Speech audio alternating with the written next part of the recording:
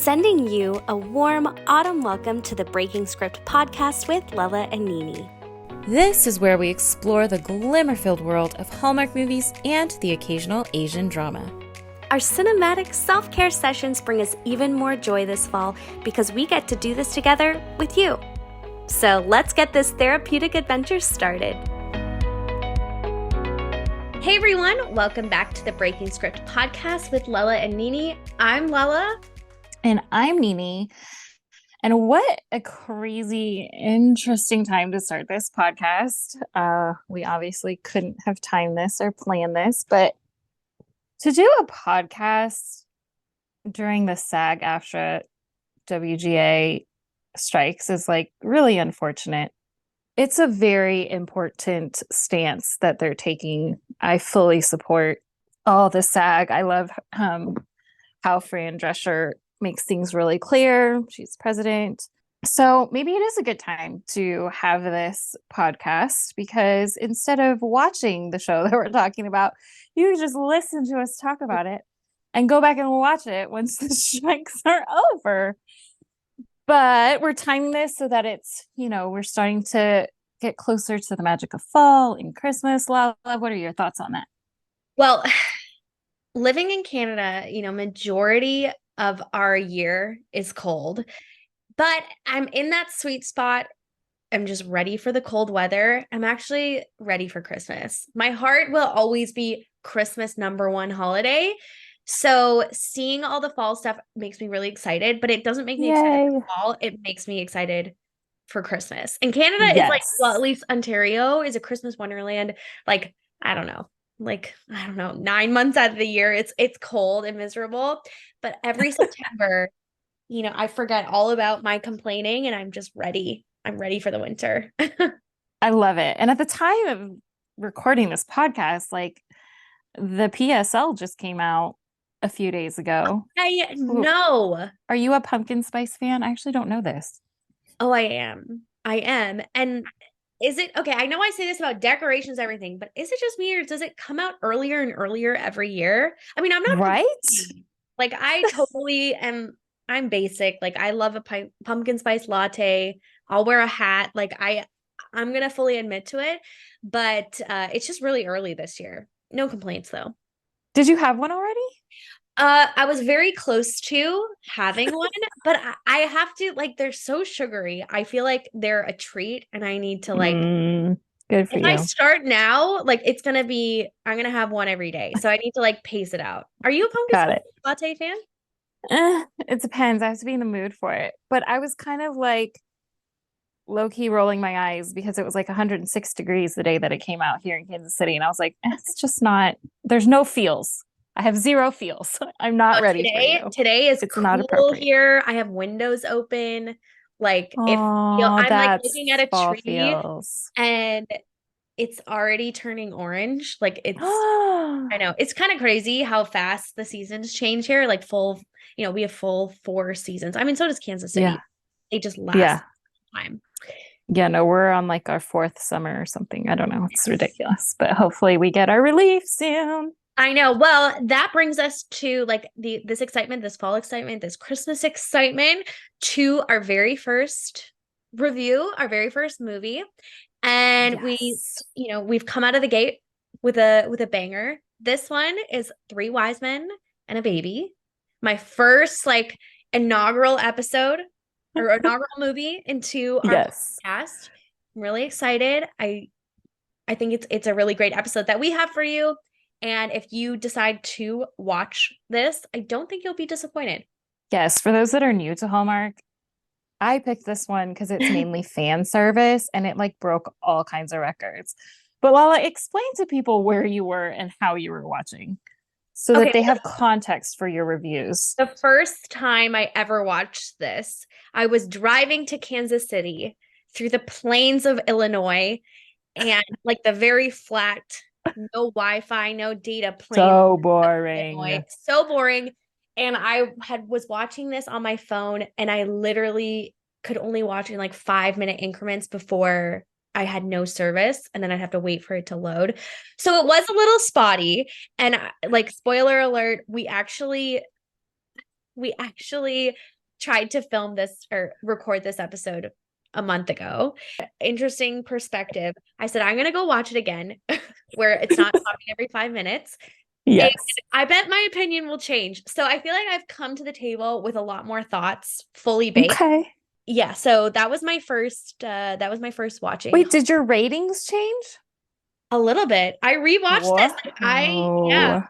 I Okay, well, you're gonna have to give us your original. I think I wrote them down, okay. but I think that'll be interesting. Okay, all right. Well, first of all, we're gonna introduce the main characters. This is when we'll tell you who the leads are, who they're played by. But I love this movie because most Hallmark movies are about like some type of romantic relationship. The main characters are the Brenner family. It's the brothers who were raised by a single mother. And I love that the single mother, her name is Barbara, was played by Margaret Collin, who was actually in the original Three Men and a Baby, which, Lala, I think you said that threw you off a little bit because you thought it was going to be like the original Three Men and a Baby. Yeah, like to me, three wise men and a baby, three men and a baby. So it was, but I loved that she was in it. Yes, I did too. She made the movie. Like without her, it would have been a different movie. So I so appreciated her role.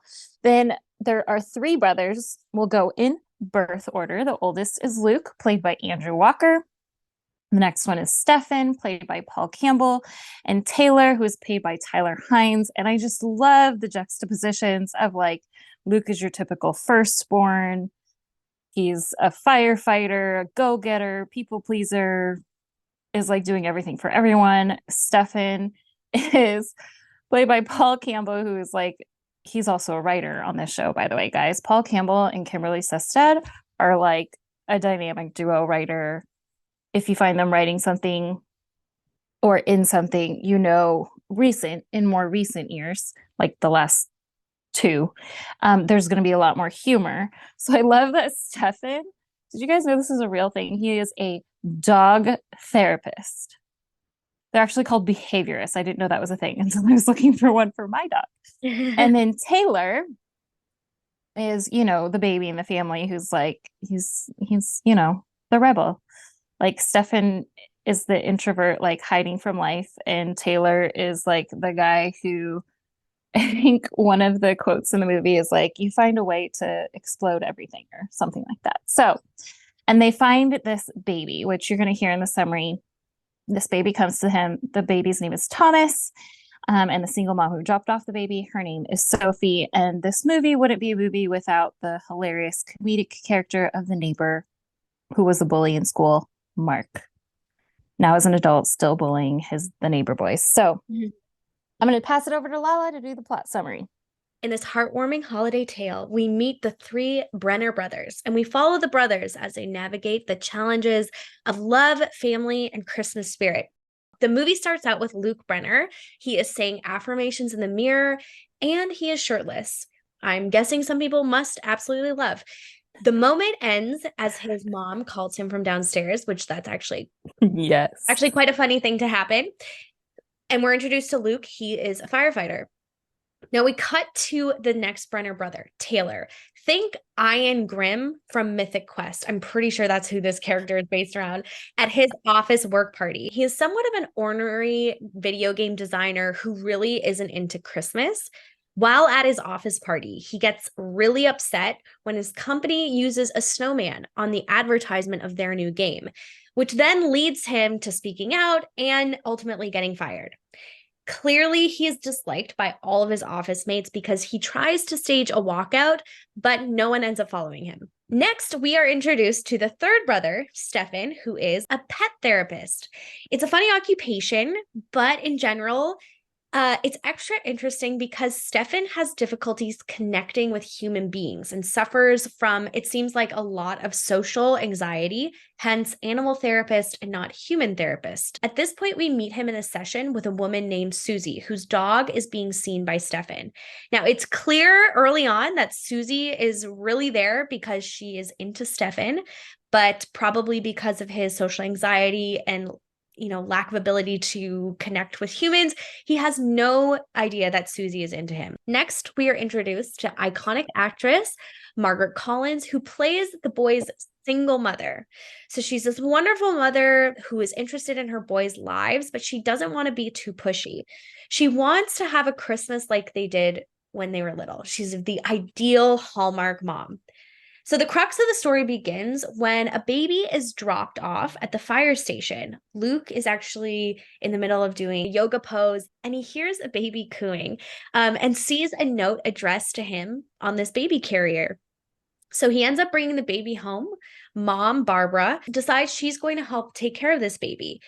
But of course, it wouldn't be a Hallmark movie if something didn't happen. She gets a call from her sister and Barbara needs to leave. She can no longer take care of this baby. So it is up to the boys to take care of this baby until Christmas. That's when they've decided they're going to make a decision.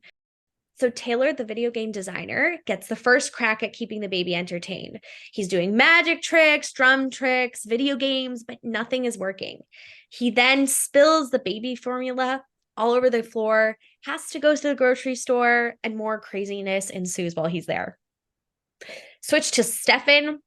Stefan tries his hand at watching the baby and decides he's going to make cookies with an infant, which is never a good idea with any child anyways. Seriously. And you can only imagine how terrible that goes. In the midst of this, Taylor and Stefan come together. They try to team up to give the baby a bath in the sink, but they end up just arguing the whole time.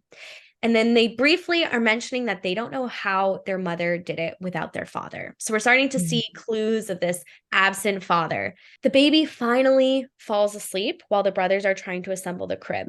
Now, Luke comes waltzing in loud and he ends up waking up the baby. He cannot believe how overwhelmed his brothers are just from looking after a little baby. But Luke is more competent with the baby. He can handle diapers, feeding, bedtime, and Taylor and Stefan are a little bit annoyed, but also thankful that someone knows what's going on. That is until Luke unknowingly swaps the baby at the store. Completely different baby. It's not till later they realize that this is not the right baby. And of course, there's a quick swapperoo and the right baby, Thomas, is back. The brothers join forces and they end up going to the mall. And here is where this iconic scene happens where the brothers decide to take a photo with Santa. And the kicker is that they actually dress up in elf costumes. So there's little baby Thomas and these 3 grown men in elf costumes. I actually love this scene because my family takes Santa Claus pictures every year. So this warmed my heart. Okay. And at this part, we're introduced to, like Nini said, the family's neighbor, Mark, who was a bully. And he's clearly has an unhealthy need to like be the best at Christmas lights of all things. And he bullies the brothers to decorate their house better because he's claiming that their decorations are lame. So he tells them that the winner, though, of this town decorating contest is actually going to win a cruise. And now the brothers think, oh, what an amazing gift that we could give our mom to show her, all the amazing things that she's done for us, then to give her this cruise. So cue the Hallmark decorating scene. So Susie, Stephen's client, brings over a casserole and stays over to help decorate. We actually have Taylor's coworker, Fiona, who we know has had a previous relationship with Taylor and it hasn't worked out in the past. But she comes over and it's this really wonderful scene. They're all decorating together. And then they do the Nutcracker dance. And if you've never seen this Nutcracker dance, you need to go and YouTube this Nutcracker dance. They do this. It's a must. Brothers, yeah, it's pretty hilarious. Fun fact, they actually performed the dance at Christmas cons, like No. impromptu, like a surprise. It's total fan service. And they had to practice that thing like intensely. So okay, well, I would love to see that. I'm definitely it's on my to-do list. Okay. So then there is this moment of tension between the brothers, where Luke tells his brothers, he's always the one that goes above and beyond for the family. He's clearly taking on the role of the father. He shouts at Taylor, who shuts down in confrontation. This creates a rift between the brothers. the next scene we have Stefan calling to say that Thomas has actually been taken to the hospital because he has a rash that is spreading all over his body. It turns out to just be teething, but each of the brothers come to admit how much this situation really scared them, which really shows this baby has allowed them to grow attached. And after the ER, the brothers have this beautiful moment where they're sitting in the car. Mm. Luke apologizes for lashing out and admits his resentment. Taylor and Stefan admit to the fact that he's right and acknowledging their own parts and the drifts that the brotherhood has fell victim to. And then the way that these guys cry over their mom in the scene, they acknowledge how fortunate they truly are. This is just a really sweet moment between brothers that we don't always get to see between men in general. Now, So fast true. forward to the part that we've all been waiting for. It's finally time for the Channel 7 News Christmas Spirit Decoration Contest. And neighbor Mark is gloating. He is so excited to show off his decorations. And they're great. Like, they're beautiful. But it is now time for the Brenner special. The fire truck shows up at the house to be a spotlight as the brothers emerge from the house as the three wise men. Obviously, Thomas is baby Jesus. Each brother tried to take a turn, but it's actually Stefan, the social, anxious, really timid one, ends up saving the performance by coming out and delivering his monologue. But the whole thing is actually saved by boy's mother stepping out of the crowd and singing Silent Night. Now, spoiler, Mark wins the contest, but the boys did a really great job. And as that moment with their mother, they gather around her, all of a sudden they start to hear Thomas, my baby Thomas, and it's the baby's mother. Sophie, the mother, explains that she was overwhelmed and behind on her bills and needed a few days to figure things out. She was obviously a single mom, and she said that she remembered Luke from the fire station as he helped deliver Thomas, and she knew that Thomas would be safe with Luke. Now we move back to Taylor. He ends up getting his job back and asks Fiona on a date, which is successful. Aww. Luke stops by Thomas's mother's house, Sophie, to give her the baby's first ornament that the brothers made for Thomas. And Luke tells Sophie that he understands the pressure that she feels being a mother and tells her that she is not alone. Now we cut to 1 year later. Luke is having a party at his newly finished home. Everyone is there. Susie, Fiona, Stefan, their mom, everyone, including Mark, the neighbor. It's been a redemptive story for everyone, and it's a perfect Christmas. Luke has found a family to fill his home, and the brothers finish, of course, with the iconic Nutcracker dance. So that is the breakdown of three Woohoo! men and a baby. Y'all, it's a lot harder than you think. To Bran at Zech the Hallmark podcast, mad props to you, brother. Like, Yeah, these summaries are hard. genius skills with these summaries, let me tell you. Okay, so now we're at the segment where we are actually going to rate the show and you decide if you're going to go on and watch it or not. So we're rating it on 4 categories. Number 1, we're rating the writing. We're going to rate second category of characters. And then third, because it's so important to me, how funny it was. And then fourth, overall, how much we loved it or didn't love it. Well, I take it away. The first time I ever rated the writing, I'm pretty sure I gave it like a 6. Is that what I did? Yep. Okay. Yep. But you after we talked, you bumped it up. So what is it now? Okay. Believe it or not, it's an 8.5. Shocking. Okay. So after I watched this movie, I kind of dived into more of like the why and the development, and there's a lot of deep perspective that they have and reasons why they chose things that they chose, which we can get into. I know I'm speaking kind of abstractly, but it's very intentional. Like, I will say this, and I'm just going to make this a disclaimer, and I'll probably end with this. You have to look past the corny. Like, you have to look deeper. Yeah. And once you look deeper, there is a lot of meaning hidden in these movies. And I So think true. just have to choose to get past. Once I was like, okay, get past this, there is a lot of introspection and reflection that can happen, and then things that you see in your own life. And I think that the writing was actually very clever and pulled on a lot of things that if you're not paying attention, you would totally miss. So I'm giving it an 8.5. Yeah. I gave the writing a 9.8 because I love the dynamic duo of Paul Campbell and Kimberley Sustad. I just love them as human beings. I love how hilarious they are. But for as many characters, which I'll just go ahead and go into the next one. For the characters, I loved the characters. I gave the character development a 7.8, but that's good for me because they had so many characters to develop and they did a fantastic job at doing it and making it funny and fun, and like you seriously were interested and wanted to know what happened. I mean, maybe I have to bump that up. It's got to be higher than a 7. It's not a C plus. um I'm Asian here. C is like an F. Yeah, I'm gonna bump that up. I'm gonna bump that up to an 8.8 because they did a fantastic job. I just think it was a lot to develop in that.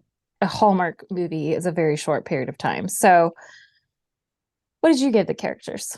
I'm still conservative. I gave them a 7. I love the three main characters. The supporting cast, I think aside from the mom, I would have liked to see more development, or just maybe there were some continuity things that to me didn't make sense, but that's kind of why I gave it a 7. Well, this is why it makes a difference not to be watching movies through cornfields where it's buffering every 5 minutes, because last time you gave characters a 5. Yeah, I know. And you were shocked at why I was giving them such high scores. Yeah. I love it.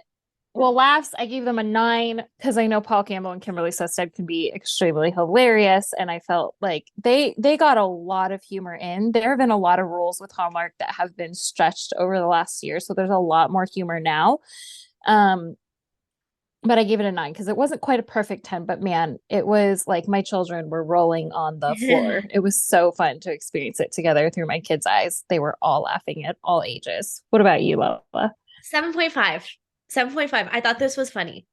And you have to, again, newbie Hallmark here, going through my own life journey through the Yeah. Hallmark lens.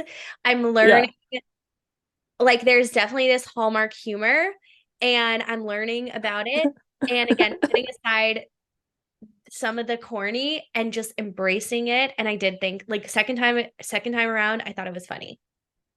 Yeah, you gave it a 5 the first time, and I gave I it a was 9, and so you're like, hard on this movie. it's in the world of Hallmark movies, it's a 9 out of 10. And that's what leads me to overall a 9.8. So close to the perfect 10 with the cast and the writers. Like, this was 100% fan service. If you've been following Hallmark for a while, this was a much anticipated, and it knocked it out of the ballpark for those people in terms of like hitting what they were expecting. It was a fantastic movie. Lala, what did you give it overall? I gave it an 8. It's pretty Wow, much the that's a average of a 2 point bump up. I know. I know. Again, I think for me, like, reading some of the methodology behind like why they chose to do certain things, Mm-hmm. you start to realize, like, oh, it's not just a thrown together movie. Like, there's intention behind this. And once you see that, I think once I saw that, my perspective changed. I love it. I love it so much. Okay.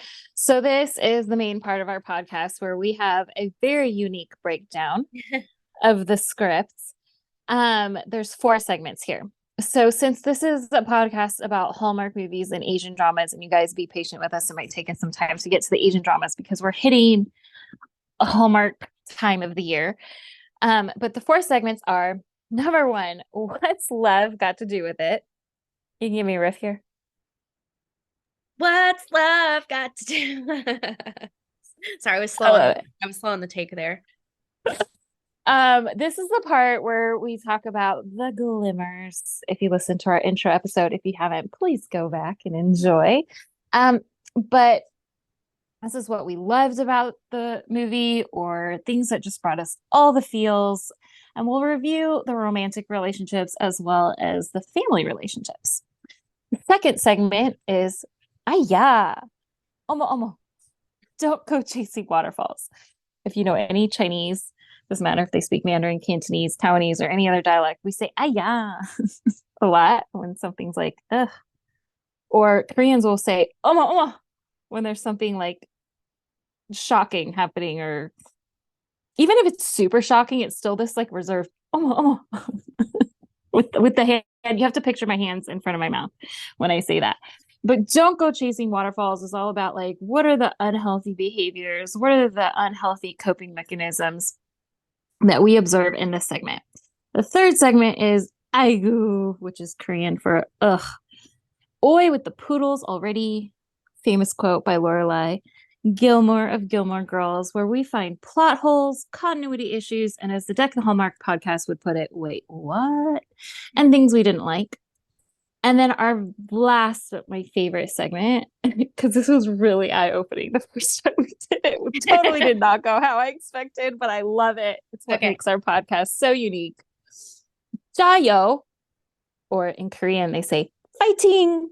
That's like what Chinese say jayo to like encourage one another. The literal translation is like add more fuel, like so you can keep going. And Koreans will say fighting. And you have to do like this little hand motion, like you know how when kids are like going by, like semi trucks are going by on a road trip, and you're trying to get them to like honk their horn. That's how I envision. That's the only way I can describe what it's like without you guys seeing me. But it's for the happily ever after. Like, who are we rooting for? What do we think happens after this movie? My low key way of pitching other Asian American drama script ideas. So, those are our four segments. I'm so excited to jump into it. Lala, what's love got to do with it? What were the glimmers for you? Okay. So right out of the gate, I think it's very unique to have a story that highlights the relationships of three brothers opposed to Yes. like there were still love interest, but that was such a side plot. And it was really the okay, we'll just use the word trauma. Like, I don't want to use that lightly, but it was really the trauma that these brothers individually faced, and how distant they were, and then them coming together and the vulnerability between men. It's kind of a storyline you don't see a lot of, Mhm. and I appreciated it. I really liked, I really liked that. Yes, I 100% agree. Hallmark, if you're listening, we want more of this. Like, I love that that wasn't the focal point. And not only was the romantic relationships not the focal point, the fact that they were focusing on the dynamics of the relationship with the brothers, but then they were really, and I heard, I think it was Paul Campbell that I heard in an interview, like they really did this intentionally. What they were wanting to highlight was the single mothers, and they Mhm. did that really purposefully. Um, so they wanted to honor and they wanted to bring to light like how hard it really is. And I also have to say that I have a very strong dislike, because hate is a strong word and I tell my kids not to use it too frequently. Um, but I strongly, strongly dislike the Hallmark tropes where it's like Mm, the main character is either engaged or already in a relationship and has been for like many years, and then meets a stranger and falls in love in two I days. And then know. there's like low key an overlapping relationship. And then they're like engaged 2 days later. And I'm like, I That's never despise. And so I have to give you that context to tell you how much more so it gives meaning to how much more I love this storyline and I love the writing and what they highlighted. And I thought it was brilliant how they contrasted the three different romantic relationships and really highlighted by how they related in those romantic relationships, how each one dealt with past traumas. yes. I love that they use it to highlight that. And so I also loved the come to Jesus meeting in the van between the three brothers. I that is my next point actually. I Okay, literally had tears. this was a great moment, but I never again looked at it through a different lens.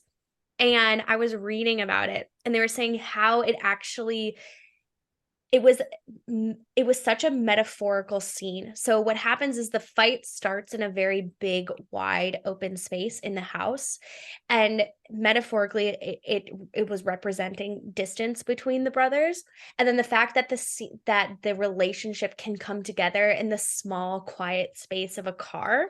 It was a metaphor for emotions that have been compartmentalized and like being able Whew. to come together. I know. And I think you feel this in a real level because if you've ever been through that distance with somebody and Mm, come together and you come back into unity, whether it's family or relationships or friendships, and like that burden that lifts off of you when you have yeah, that moment of like being vulnerable and real and addressing those emotions, like you feel totally. that freedom.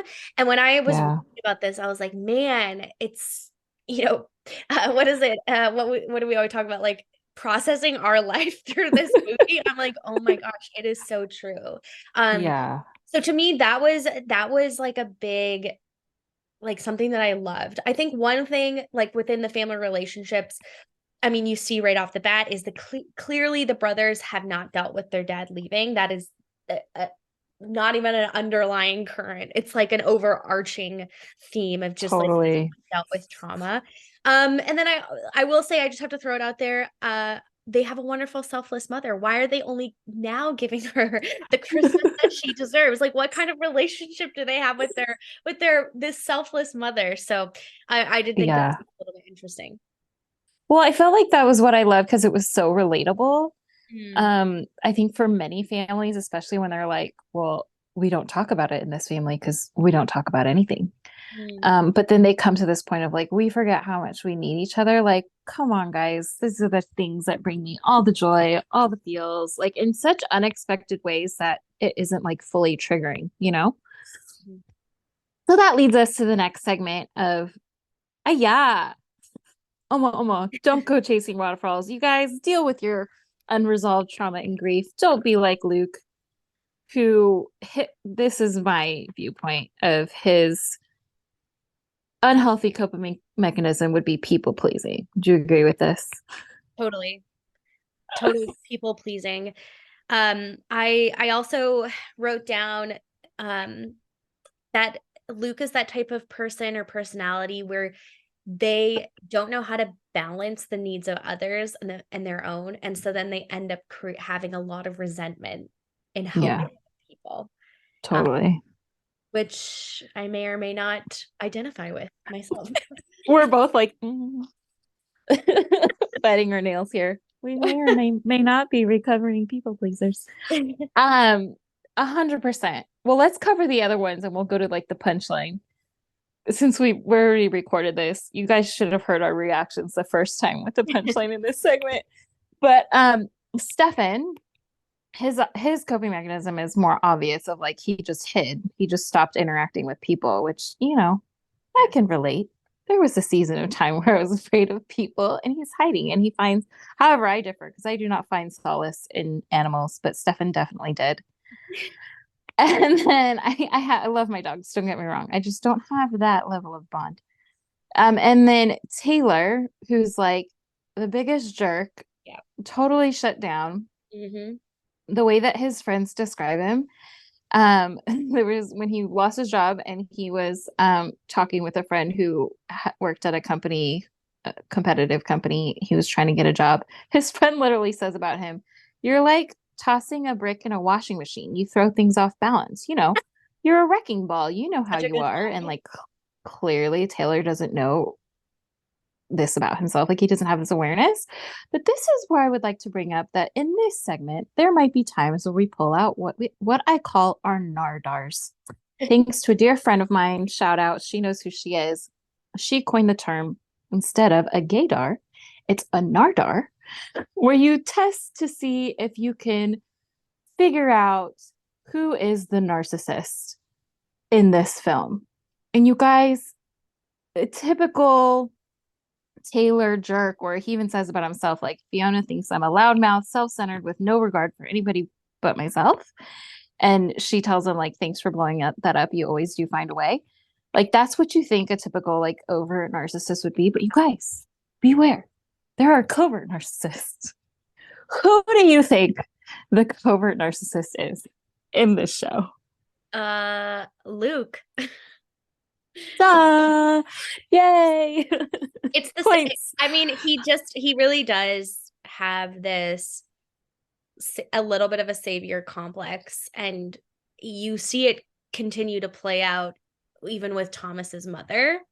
Yeah. Um, but you're right. Like, he's not the obvious choice. No, he so isn't. He's going to come off as charming. He's always serving or helping other people. But that's the whole point. But then he'll make people feel like they're less than because he could do it better than them. Like when Stefan tried to make cookies but couldn't, but Luke could do it. But then he lost the freaking baby, people. So watch out. Get your nardos out. Watch out for those covert narcissists. What else do you have for that? Yeah, the one thing that I think to me I noted is that I wasn't a fan of Susie's character. I know it Mm, is it's a little Hallmark tropey to me to have a woman that is just so in love, like she's paying all this money to see a dog therapist, but really I don't think her dog needs therapy. She just wants clearly is into Stefan, and she's very eager. It's just that eager woman sort of character we see over and over again. mm, And it's not that I don't think I think he should have someone. I think Stefan should be with someone. I love romance, I love love, but I think maybe it could have been a friend that has always understood him. I mean, that's kind of predictable as well. I think I just don't love the trope of this eager woman, mm. paying for therapy just to be by this man. Yeah, I hear you. It's a little borderline, like you're pushing my boundaries, lady. Yes. I go away with the poodles already. This is the plot holes, continuity issues, the wait, what's. I mean, do we start with the biggest one? Because it's just like super creepy. Yeah. Guys, how did Sophie, who dropped her baby off at a fire station, find the firefighter's house? I That is next level creepy. I well, don't think they meant to do that. no. Also, okay, for me, it was that. That was number one. Number two is, how did Luke not recognize her if he delivered her baby? Like, is he delivering hundreds of babies a year? Like, did she look This different? Like, maybe her like face was deliver. smashed. We don't know. We don't know. That's true.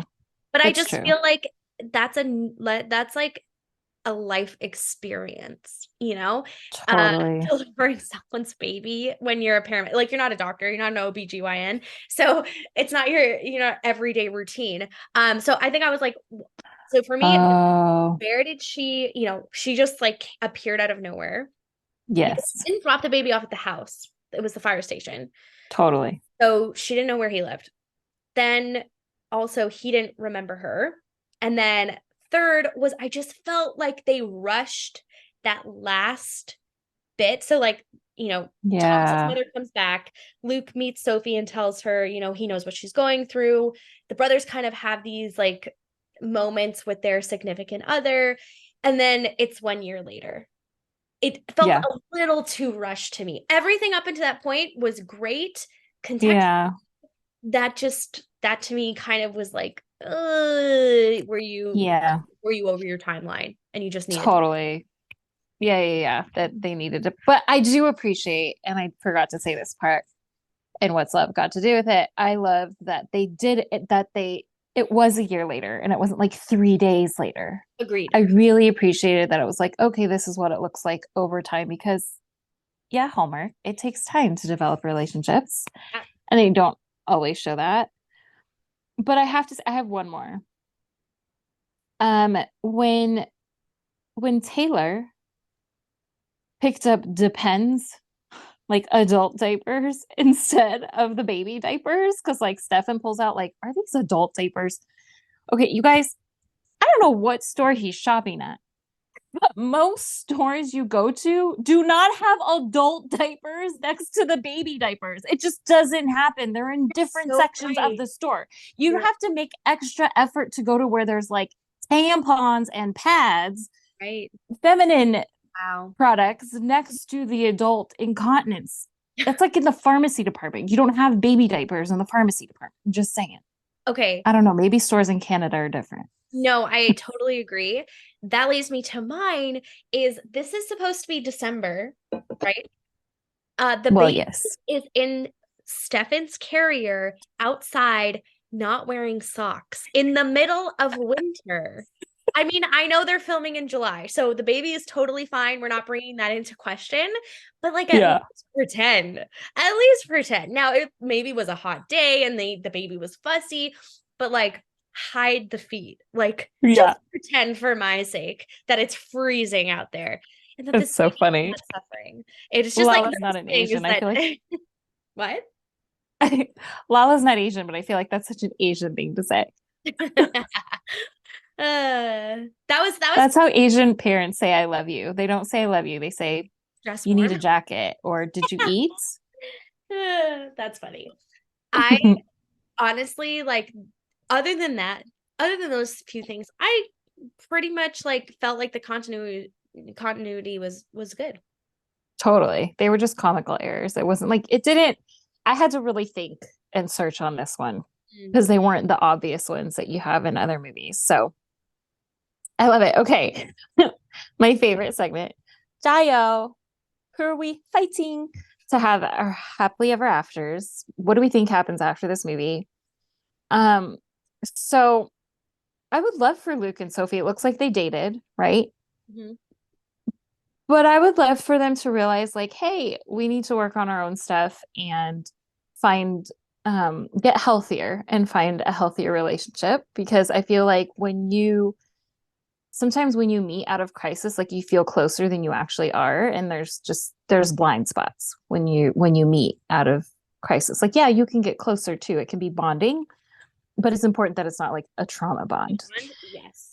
And I low key feel the same for Taylor and Fiona, like how cute he, is promising to change. But we all know actions speak louder than words. It takes time and it takes time to see that the actions actually do change. Mhm. So I'd love for them to date, but I think maybe they might be healthier with other people. And even though you didn't like the Susie character as much, I'm like, well, maybe out of all of them, Stefan and Susie did stay together. I don't know. I literally have the exact same notes. I'm like, Stefan and Susie can stay together because Yeah. she really knows him. And I think that him coming out on the other side is actually just being accepting to like I think he probably knows who he is. He just has an Yeah. issue connecting with people. Yeah. They can Yeah. stay together. Everyone else needs to break up. Sophie clearly needs to work on, herself, and she probably either her husband died or he left her. Like she's got issues. Luke has to work on his, pseudo narcissistic personality slash savior complex. And Taylor is this tortured soul who I think has a lot of potential. Like he was probably my favorite character. And Totally.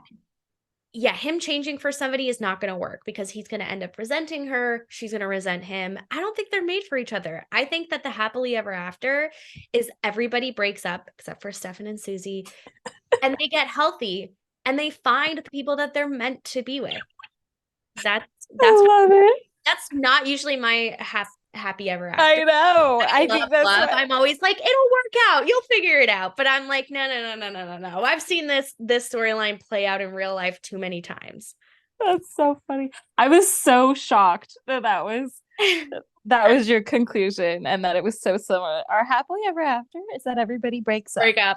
because that is happily ever after. Fantastic. I don't think All Hallmark right. is gonna call us to write any cards like love cards anytime soon, Valentine's Day cards. I know, right? Well, I don't know though, you guys. I feel like we need more healthy relationships, like portrayed of like what does healthy look like and feel like out Like there. maybe we see a fast forward montage of everyone going to therapy. And then I would be like, okay, you guys can be together. Yeah, that is so relatable. I love it so much. Okay, so here we come to our final thoughts. Sometimes we'll end with our favorite quote. And you guys, in these Hallmark movies, I'm really surprised at sometimes they have like really profound quotes.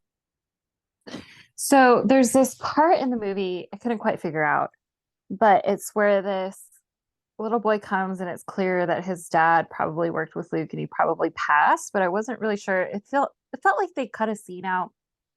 But anyway, Luke pulls this little boy aside and is telling him, I felt like this quote was really profound. You know, sometimes the hard things in life, they open doors to something beautiful. And maybe that's the silver lining to pain. On the other side of it is immense joy, and you can't have one without the other. Mic drop.